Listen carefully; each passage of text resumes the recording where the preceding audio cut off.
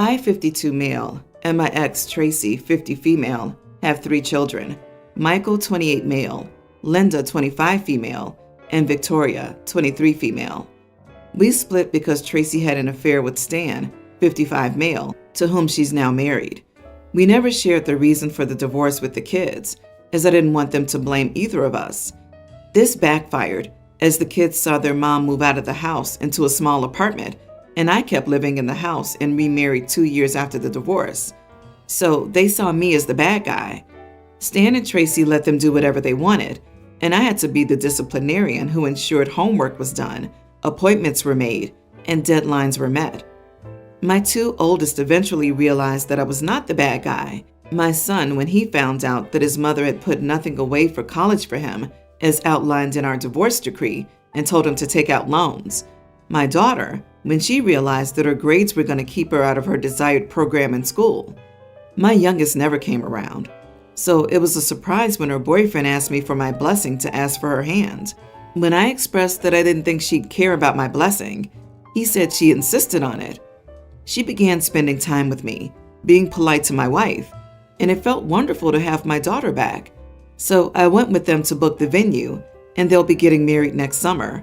I paid the deposit and the first installment.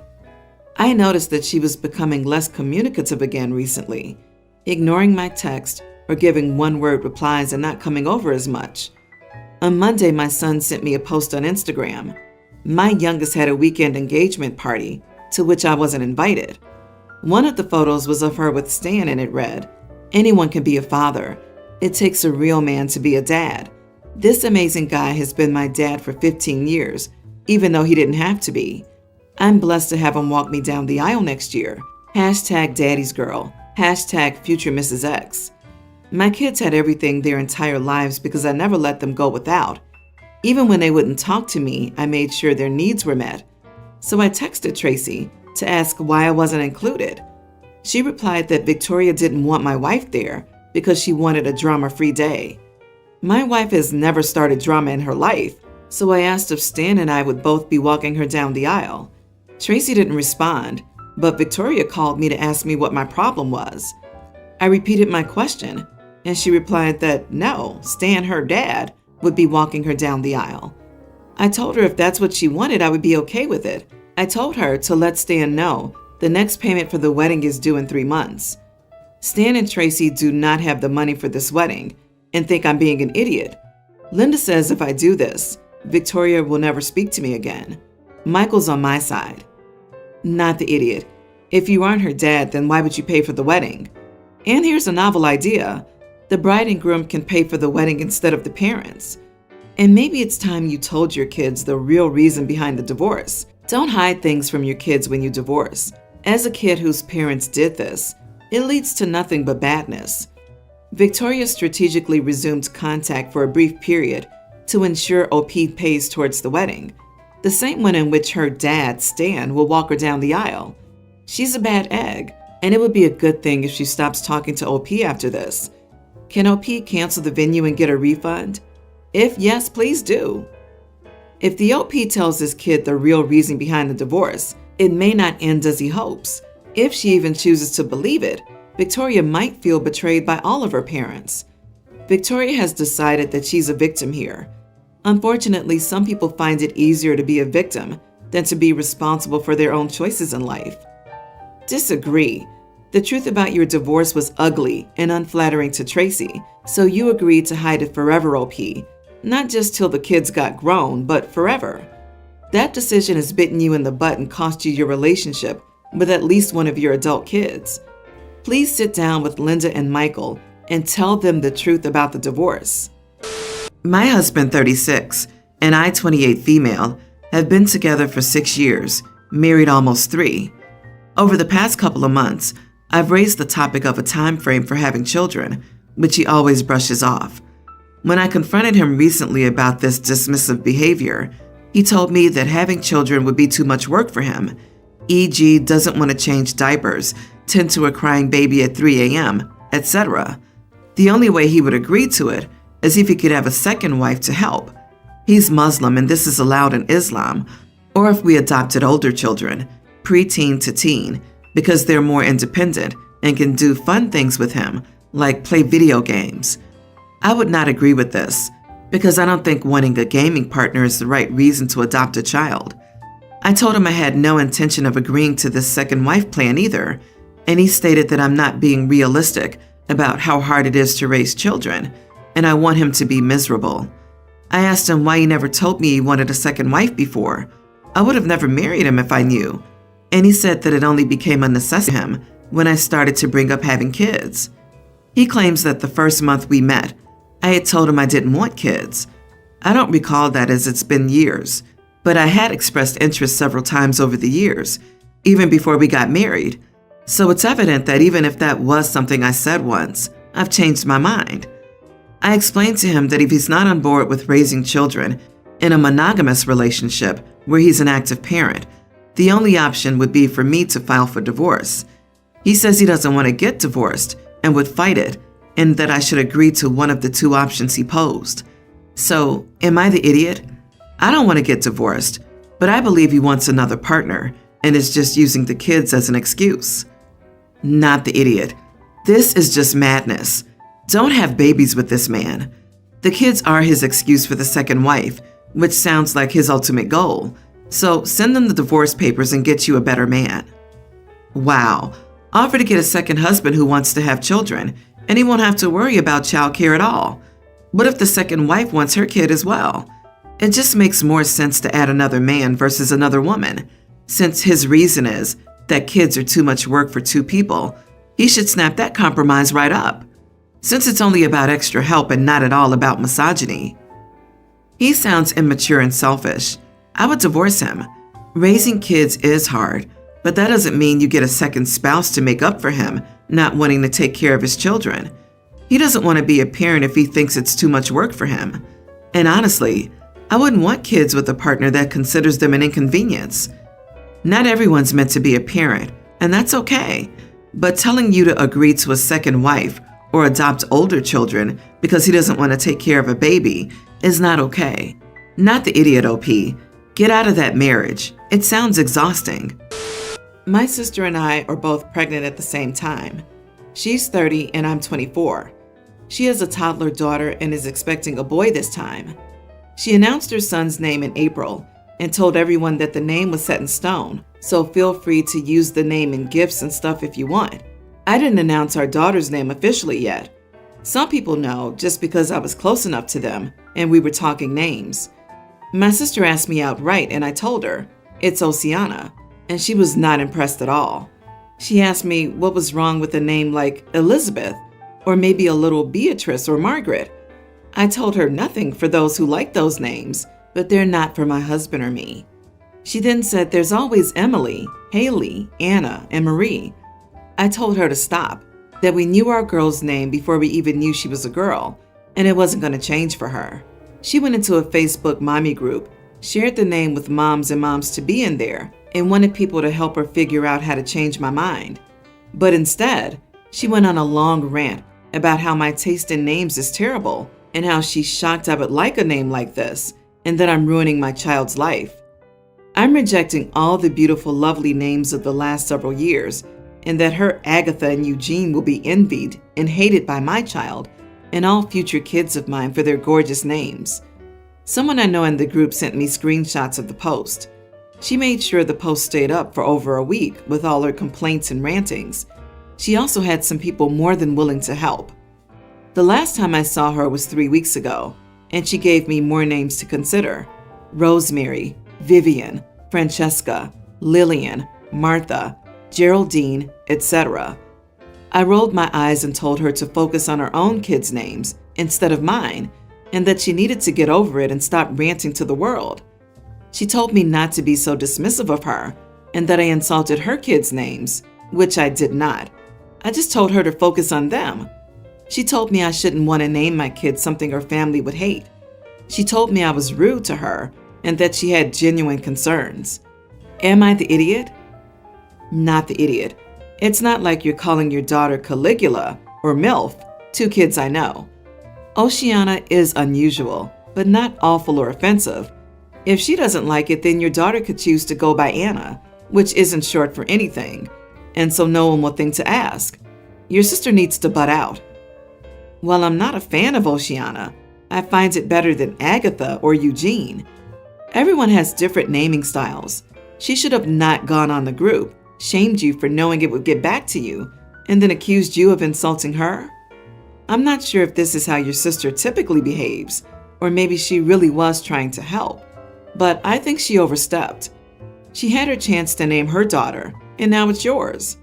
Names are a you're damned if you do, damned if you don't. There's just no way to know what your kid would like.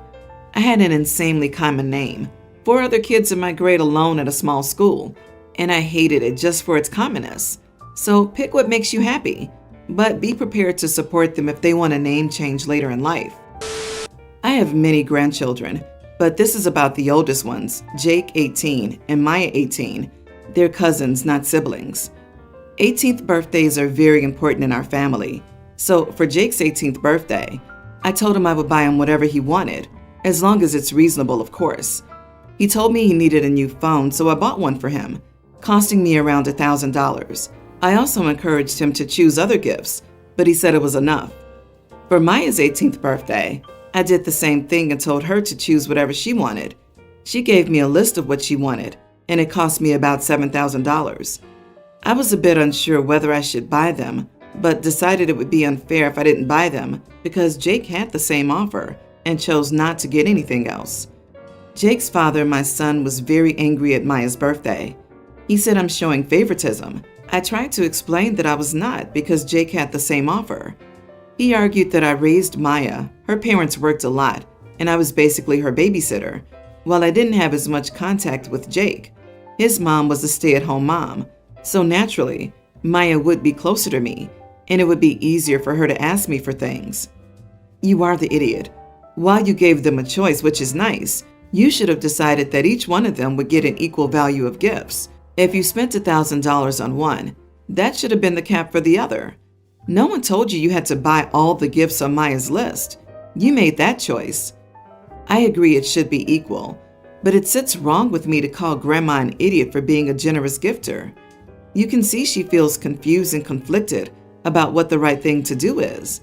She gave both grandkids whatever they asked for, in the thousands of dollars, which is incredibly generous. I don't think she thought through how to offset differential, greed, frankly, from her grandkids. If she wanted to go all out and make it right, she could gift the grandson $6,000 in cash to even the score, but that seems a bit excessive. OP literally punished Jake for not being greedy. I do wonder if Maya even expected everything on her list, or if she just gave OP a list of options. If she did, that is greedy. Who spends $7,000 for a birthday? That's college money. I don't fault the grandma for going by what her granddaughter put on her list.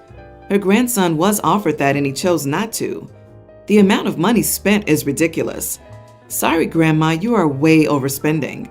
It's crazy a child would expect to get expensive gifts like that. My mom would have slapped me upside my head for being greedy. Not the idiot. 2 things. Number 1, you gave both grandchildren a choice to buy whatever they wanted, and even encouraged your grandson to buy more, but he didn't want to. I would recommend you still reach out to your grandson and make sure he isn't upset with you, to be sure. Number 2, I've seen so many comments saying that you shouldn't be spending the money on your granddaughter. If you have the money and are willing to spend it on your grandchildren, then it's nobody else's business. This is the most reasonable response. She's not the idiot for spending $7,000 on her grandkid. It seems people are jealous that she was able to spend $7,000 on one kid. But reach out to Jake to see if he's okay and doesn't feel a particular way. I, 37 female, have 4 children and a husband. All of my children are school-aged, and my husband is 39. I make all of their lunches for the next day for them. It's usually a PB&J, chips, crackers, and a yogurt daily. It's cheap and easy and they all like it. Sometimes if we have takeout or pizza or something the night before and the member didn't finish their portion, they'll get it in their lunch the next day. This is especially the case for my younger one, who doesn't eat much at once, and will likely be the case for my youngest as she eats the same way. Additionally, sometimes I'll use a different jelly or crunchy peanut butter with creamy honey instead of jelly, or a sub with a turkey and cheese.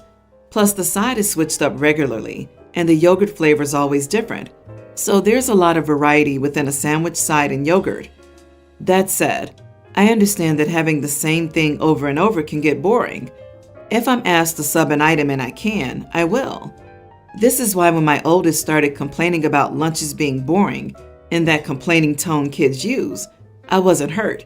I asked what he'd like instead, and he shrugged and said something not boring. At this point, my husband and second oldest joined, echoing the sentiment with no solutions. At this point, I was nearly crying, which I don't do in front of my kids, but hearing my husband say these things without any solutions hurt. I said, fine. If they find my lunches so boring, then they don't have to eat them, and I won't make them anymore. They're all welcome and old enough to make their own lunches, and I'll just make them for my two youngest. Or my oldest kids can get school lunches, something they're vehemently against, saying the meals are gross. As I know these menus are different every day, offering some variety. They immediately backtracked on their statements, but I stood firm. They're all old enough to make their own lunches. Just tell me if you decide you need lunch money. My older kids grumbled, but they managed to make their own sandwiches. My husband was the biggest child of them all, complaining that the kids have the option of school lunch, and that the school can't and won't let a kid go hungry, but work doesn't give a damn if he eats. I just kissed his cheek and said that there's the bread and peanut butter in the kitchen, and he can also drive to McDonald's and get something he wants. He continued to get angry and slept in the basement last night. Am I the idiot? Not the idiot. What gets me is that none of them even had any suggestions. You were willing to accommodate their whining, and instead of anything constructive, only got complaints? I would feel taken for granted, and I would also not want to do entirely unappreciated labor. Good for you. Plus the kids I get. Kids are notorious for not understanding the effort things take. But husband? He should know better. Taking it out on you is his bad. I'm sorry, I'm finding it highly amusing that a grown man slept in the basement because he can't take 30 seconds to make a PB&J. I made lunches for my family and the two guys that worked with my husband. It saved everyone time and money. You could make a suggestion, but no complaints. No one ever complained, and I got thanked. I wouldn't make Sir Whiny Pants anything either. The husband does know better. That's why he's angry and trying to force OP back into making lunches by showing his displeasure. But OP would be unwise to let that power play be successful. I'm tired of reading about grown men who act like they can't do basic tasks. I don't understand why anyone would put up with this long term. My teen female. Mom passed away 8 years ago. I look just like her, with the same hair, eyes, and with the right makeup. I resemble her exact face. I know that my dad loved my mom so much. Losing her hurt him deeply. We became tight-knit, and my dad has been an excellent parent to me. I know I can count on him for anything. He's about to get married to his girlfriend of 3 years. We had a rough patch a year ago when they began to talk about marriage. She didn't like that he introduced the idea to me, rather than ask her, and then let me find out or tell me together. She also didn't like that I don't want to participate in the wedding party. I'm happy for my dad, I truly am, and I like his girlfriend as a person, but she'll never be my mother, and at my age, I hardly need to bond with someone that way. I'll spend the wedding taking care of my uncle's kids. He's paying me, and I accept it. So this wedding is really not a big deal for me. I accepted the invitation to give a small speech about them, and that's all. A week or so ago, my grandmother, Dad's mom, his fiance, and I went shopping to get something she wanted. I saw a dress that I liked for the wedding, and so we went to the store so I could try it on. It was an olive dress that matched my hair nicely. I'm a ginger. They complimented me, and my grandma said that it looked like my mother because she wore that color so much. Just a tiny comment. We moved on, and that was all. 2 days ago, my dad's fiance came to me and asked if I was willing to dye my hair or wear a wig for the wedding. I was taken aback because, what? I said no questions asked. But she said she didn't want people telling me that I looked like my mother at her wedding. I said no and asked her to get out of my room because it wasn't going to happen. As soon as my dad came back from work, I told him what had happened earlier, and it made me feel uncomfortable. I went to stay with my uncle. They talked, and the wedding was paused because they fought, and his fiance's family's blaming me because I caused this problem by refusing to compromise on the bride's request. I feel guilty because I didn't mean for this to happen, but sometimes when I try to talk to Dad's fiance about things that I didn't like or how they made me feel, she treats me as a brat who wants to get her way. So I instead tell my dad and have him talk to her. Am I the idiot? Not the idiot. I struggle to understand how some women become a bride and lose their minds and go completely insane. Her request was so petty and out of line that it isn't even funny. If your father has any sense, he will tell his fiance to kick rocks. You didn't cause this, she did. Her insecurities and jealousy about your mom surfaced, and she made a really unreasonable request. It's right that the wedding has been put on hold for now. She has some stuff to work through. In addition, your dad was right to talk to you first about the marriage. Fiance is an idiot for objecting to that. What's next? She'll be asking you to have plastic surgery? And no matter what, never dye your beautiful red hair. You'll never be able to turn it back. She's jealous that you look so much like your mother. So glad that your father's a great dad and you went straight to him. Don't feel guilty or listen to anyone blaming you. You did nothing wrong, and this was all the fiance's doing. I hope your father doesn't marry this selfish woman and finds one who understands the heart can make room for new loves without destroying the old loves. I, 44 male, have been with my wife for 12 years, married for 6. We have 3 beautiful kids. We support our kids. We live in our dream home. We vacation often. Life is good for us. I have no complaints. The problem is, when I was in college, I was 19. A classmate of mine and her wife approached me about being a donor for her and her wife. They were both in their late 20s and wanted to have children, so I agreed. I told my parents about it, so lawyers were involved, and I was not to seek them out or try to contact them or the kids. Everyone was on the same page. Eventually, I found out that they were both able to get pregnant. Everything was done in a clinic. A few months later, I signed some more papers at the lawyer's office. I never heard anything else. They moved on. I moved on. When visiting my parents, my wife and I ran into this family. Their son looks exactly like me, to the point where it was uncomfortable. Their daughter looks like my sister. They introduced us. It was awkward but pleasant. My wife was completely blindsided, but I understand. I never brought it up with my wife because fertility was a huge trigger for her when we started dating because she was told she would never have kids. But then we started popping out babies, so I never felt the need to bring this up because I could legally never be involved with these kids, like ever. She's threatening divorce. She's really struggling with the fact that our kids have siblings. I try to tell her that they don't. They aren't my kids. And these women, their mothers, mean nothing, literally to me. I went years without even giving them a thought. In hindsight, I could have, but I really was trying not to trigger a very sensitive issue for her. And we eventually have beautiful children of our own. So I feel like an idiot. What the heck? You're not an idiot, but your communication sucks, my dude. LMAO, yeah. I'd tear you a new one for pulling this stunt too. LMAO could have totally not been an issue if you had taken 5 minutes conversation 12 years ago. You are the idiot. Never mentioning it? Did you date for a second and then started trying to have kids? You're wrong for not being open about this with your wife. Now she'll be wondering what else is a lie and if you've withheld anything else from her. You have serious work to do if you want to rebuild her trust in you. And turning this into her problem, I was trying to protect you, instead of simply admitting and acknowledging you made a mistake, is a great way to wind up divorced. No idiots here.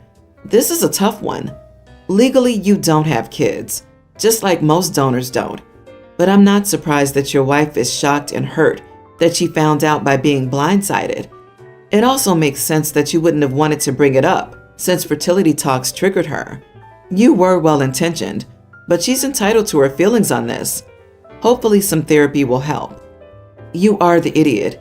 Your kids do have siblings. Can you imagine if one of those kids and one of your kids started dating?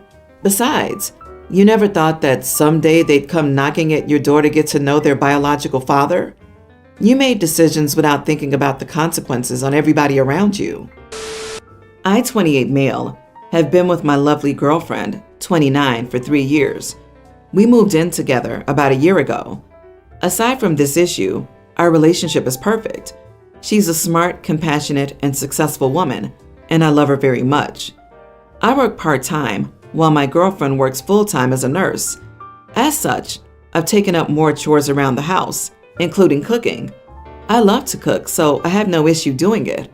However, my girlfriend's food preferences are so insanely restrictive that it has sucked the joy out of cooking for me. She refuses to eat anything she deems unhealthy, which means no spaghetti, no hamburgers, no sloppy joes, no chili, nothing. Our go-to meal is grilled chicken with fresh veggies, which is delicious, but not I'll eat this 7 days a week delicious. I'm so bored of eating the same meals over and over. Anything with too many carbs? No. Anything greasy? No. A few times I've made my family's lasagna or grilled some hamburgers, stuff that I want to eat, and my girlfriend would blow up at me and refuse to eat and guilt me about it. I've reached my limit. I haven't eaten something I like to eat in almost a year. I sat her down a few days ago and said I would start cooking things that I wanted to eat. I would still incorporate her favorite meals during the week, but some days I would cook stuff that I like too. She was furious. She said it was unfair to me to cook something she doesn't like, primarily when she works long shifts and looks forward to dinner.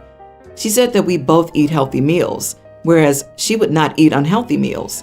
So I'd be selfish to cook something that only one of us could eat. She asked me to make 2 meals. I said that it was unfair for her to expect me to cook 2 separate meals every night. I said she could eat the unhealthy meals, but she chose not to.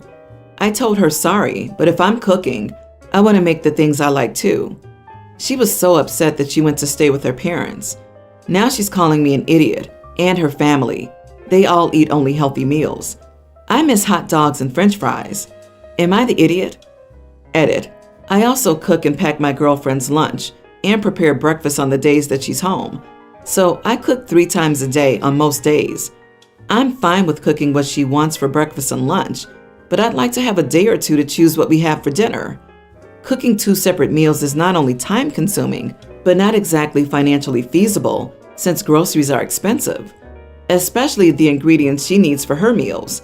I'm burnt out and just want to enjoy the food I like every once in a while. Not the idiot, and I think your girlfriend is being unreasonable. Why can't she batch cook a couple of chicken breasts on a day off so you can enjoy your burger and she has something readily available? Relationships are about compromise, and I couldn't imagine forcing my spouse to eat only what I want daily.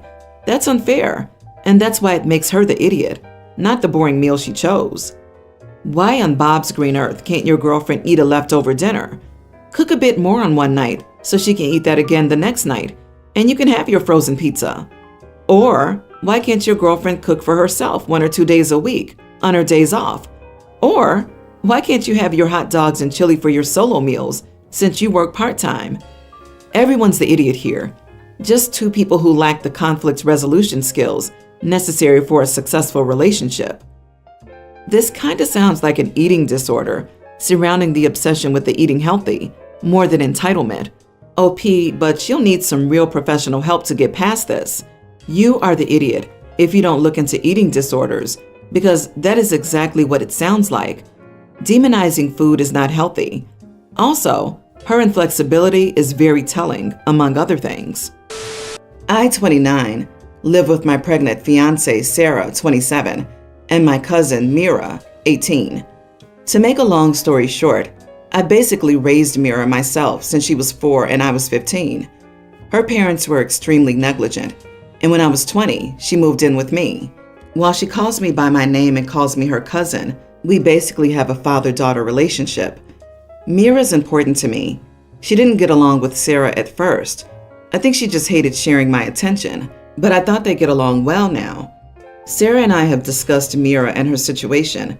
While I knew Sarah thought independence was better, I personally think she should stay here while she goes to university. A few days ago, Mira came up to me crying and apologizing. She said she was sorry for being such a burden and hurting me, for not realizing how I felt, and that she would move out and everything. I had no idea what was going on, and when I managed to calm her down, she basically told me that Sarah had talked to her. Apparently, she told her that she was old enough to move out and stop being a burden on me, that she needed to stop taking advantage of my kindness. I got pretty angry and reassured Mira that I loved her and wouldn't kick her out. I was furious and argued with Sarah about it. She thinks I'm letting Mira take advantage of me and that she's old enough to be independent. She thinks it's such an issue that Mira has referred to the baby as her little sister, that she's my cousin and I have an actual daughter coming, so I can't keep coddling her. Basically, she thinks I'm spoiling her with all this, which is ridiculous. That she did it this way because I left her no choice. The whole just a cousin has made me angry. Even if not by blood, she is my daughter. I raised her and love her. Sure, I spend a lot of time, money, and whatnot on her, but I would do that for any child I had. Our argument went terribly. I don't understand how she can see Mira as some leech I need to stand up to, and that she did what had to be done. Mira was really happy I didn't feel that way, and obviously hates Sarah now. Sarah and most of my in-laws obviously say she's right, and I need to have appropriate boundaries. Our friends mostly agree with Sarah. Even my best friend told me that Sarah was right when I vented. Apparently, I forgot my place, and it's unhealthy. I really don't agree with them, but having so many disagree, especially my best friend, is giving me doubts. I want what's best for Mira, and while I personally want her to stay, if it is actually unhealthy, maybe Sarah would be right. Sarah definitely went the wrong way, but maybe I was wrong not to take some of the worry seriously. Not the idiot. Mira's going to university. It's great that you're willing to let her live at home so she can get an education and hopefully not graduate with overwhelming debt. If she's in school and working towards supporting herself, that's a young adult worth subsidizing. I find it odd that you know Sarah well enough to propose to her, but had no idea how she felt about Mira, or that she would go behind your back that way. I hate to tell you, but you knocked up the wrong person. Sarah's trying to kick out someone who's like a daughter to you. Would she be happy if you kicked out yours and Sarah's once that kid turns 18? No, probably not. Another thing I don't think you realize is how Sarah lied to Mira behind your back to get a result she couldn't have obtained from you. This is a crappy tactic, a breach of trust, and a foreshadowing for what will happen in your future. This is how she'll act every time if she gets away with it now. Think about it, friend. Sarah is jealous, plain and simple. She wants all your attention on her, and the baby and your cousin is getting in the way. I'm sorry, Sarah needs to grow up or get out. She doesn't need to come into your home and kick out your cousin whom you've raised. A woman like Sarah is dangerous. She will do whatever she has to get her way. I, 21 female, have a 2-year-old boy with my husband, 21. My parents disowned me for having a baby before marriage, specifically with a white guy, but my husband's family have been wonderful, and I appreciate them a lot. All of them except his maternal grandmother. She doesn't like me because she thinks I'm a gold-digging immigrant. To be honest, I thought old ladies like her only existed in movies. My son has blonde hair and blue eyes like his father, but has curly hair like mine. Nobody in my husband's family has curly hair, so everyone found it cool but moved on because it's seriously not that big of a deal. My husband's grandmother is another story. She's been saying, hair like that doesn't run in his family, and other similar things, basically implying that my husband is not the father, which is insane because the two are identical. She's obviously saying it to bother me, and my husband and his family confirmed this as well. It's gotten more frequent since we got married late last year. My husband's family had a small dinner party yesterday, and for some reason, his grandma started telling my nieces, sister-in-law's kids, tween and teen, that my son isn't a part of the family because of his hair. After about 30 minutes of the three discussing my son's blood relation to them, I went to my husband's grandma and I asked her what the deal was. I admit that I was shouting and calling her insufferable and an irritating bug that you just can't get rid of. I then asked her if she cheated on her husband because her children don't have his green eyes. She started crying and told me to stop being ridiculous. I just called her a hypocrite. After everyone calmed down, My husband's grandma told me that she knew I wasn't as innocent as I pretended to be, and that I needed to learn to respect people older than me. Her husband agreed and said that he's never had an issue with me, but I went too far today, especially since I'm aware that his wife has health problems. My husband, his sisters, and father say I did well, but his mother's begging me to apologize because her mother's very ill and doesn't know any better. It's only an apology, and I don't even have to mean it is what she's saying, but I can't. Maybe I'm being oversensitive, like she said. Am I the idiot? Edit. My husband has told his grandmother to stop multiple times. He isn't close to her or his grandfather for many reasons. He wasn't in the room when this whole thing happened, but I'm pretty sure he would have said worse due to their history. Not the idiot. Making a victim apologize for standing up to a bully is just a ridiculous premise. I'm sorry nobody stood up to you before, and that this was a shock to your system might be the extent of any apology I'd recommend. Don't apologize.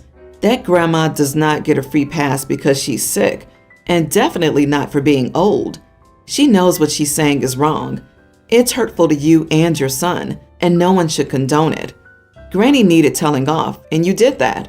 If you apologize, you're telling her it's okay to disrespect your child and you, and you're giving her a green pass to do it at will. Not the idiot. If she can dish it, she can take it. And additionally, in my experience, toxic people's health is not affected by others' responses to their toxicity. They just thrive off the attention, whether positive or negative. Your husband's mother, though, seems to be affected by what happened, so the only person you would apologize for if you choose to would be for her.